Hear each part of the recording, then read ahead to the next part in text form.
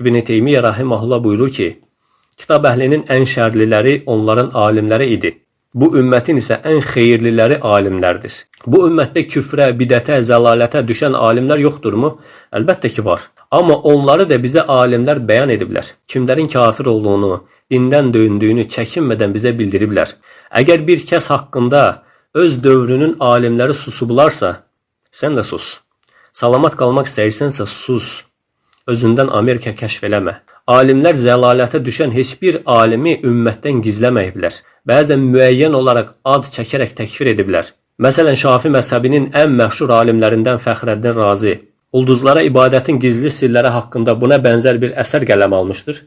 İbn Teymiyyə rahimehullah açıq şəkildə bəyan etdi ki, bu kəs bu əsərin müəllifi icma ilə kafirdir. İcma ilə kafirdir. Müsəlmanların icması ilə bu kəs kafirdir. Ancaq tövbə etməsi umulur. Yəni bu haqda açıq nəqillər var. Onun tövbə etməsi haqqında açıq nəqillər mövcuddur. Alimlər küfürləri açıq olan kəsləri açıq bəyan etmiş və təkfir etmişlər. İbn Əbu Duvad, Bişr Əl-Mərisi, Bəkri, Cahız, Bəqillani, İbn Arabi, Cəhm bin Safvən və s. və ilaxır. İkincisi, əgər bir kəs haqqında şübhə varsa, əsl hökm təkfirdən çəkinməkdir. Çünki şəriətin bizə öyrətdiyi məşhur qayda var. Şübhə olan yerdə hökm düşür.